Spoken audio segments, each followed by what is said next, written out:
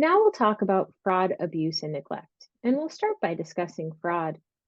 Fraud means purposely breaking program rules.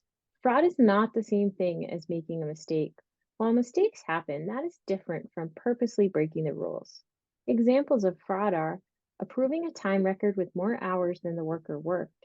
If your worker changes the number of hours on the time record after you approve it, purchasing a good or service and then returning it or selling it and keeping it cash.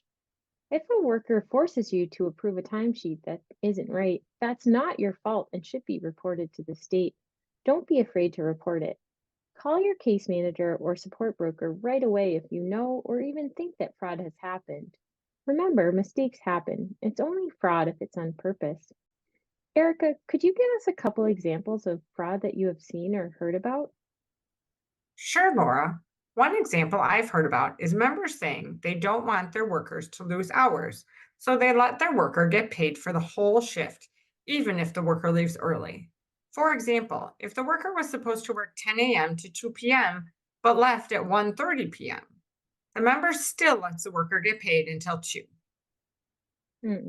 Erica, can you explain exactly why that's considered fraud and not just someone being nice to their worker? Well, Laura, workers should only be paid for the time they are actually working for the member. In this case, the member paid the worker for time after the worker left work. So it's important to remember that one of the program rules is that workers can only get paid when they're actually working and providing support. That's right, Laura.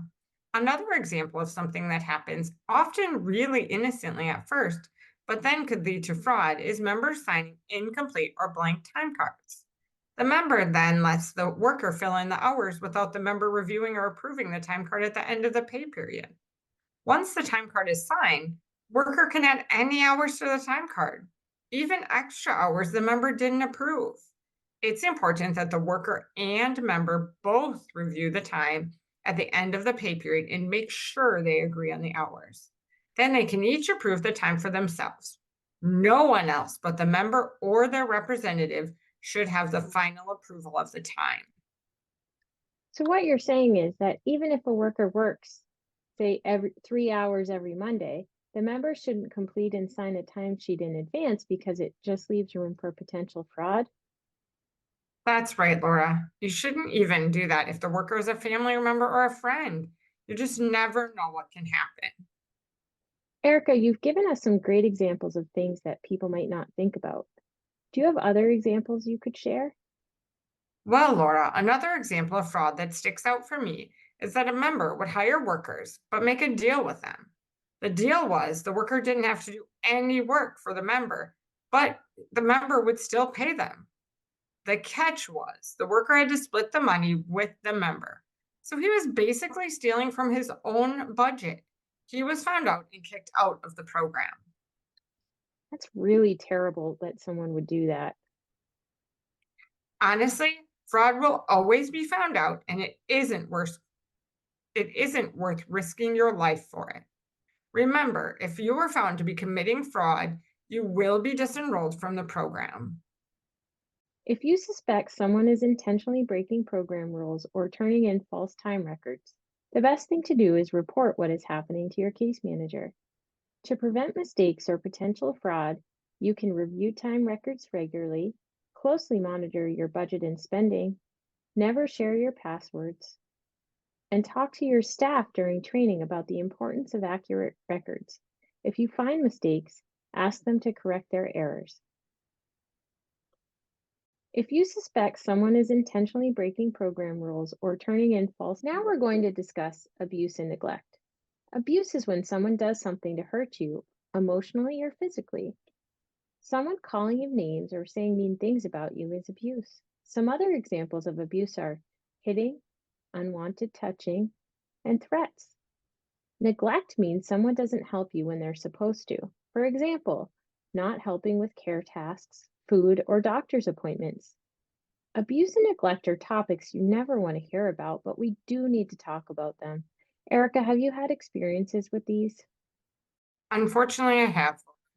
I had a member who had a long term boyfriend who was also her caregiver. They were together for almost 20 years. When people were around, He was the life of the party, making jokes, offering food and drinks, all of that. Well, she called me one day and said she had to leave him. Behind closed doors, he was verbally and emotionally abusive to her. He would say really mean things and put her down. He would tell her no one liked her or cared about her. He also neglected her. She would have to ask 4 to 5 times to go to the bathroom before he would actually get up and do something. She said she had had enough. She called to tell me that she had told him she was sick of it. He was fired and he needed to move out. I was so proud of her. I know it wasn't easy, but she did it. Wow, that takes a lot of strength and courage. It can be hard to leave any long-term relationship, but especially one where you rely on someone for care. I'm glad she stood up for herself and got him out. I do have one more question. Since they lived together and he was the primary caregiver, did she have this conversation one-on-one with him? No, Laura. It's usually a good idea to have someone else with you when you're having difficult conversations. You can have your support broker, case manager, friend, or family member there to support you and help document the process. If you think that you or someone else has experienced any abuse, neglect, or fraud, report it. If you are unsure, talk to someone in your circle of support, such as a case manager, support broker, friend, or family member. You can also contact Adult Protective Services by calling 1 800 624 8404 or TTY Main Relay at 711.